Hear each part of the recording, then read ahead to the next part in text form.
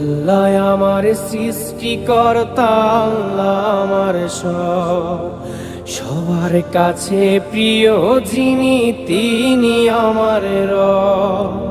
দুনিয়া করব সবাই আল্লাহর ইবাদত, দুনিয়া করব সবাই আল্লাহর ইবাদত।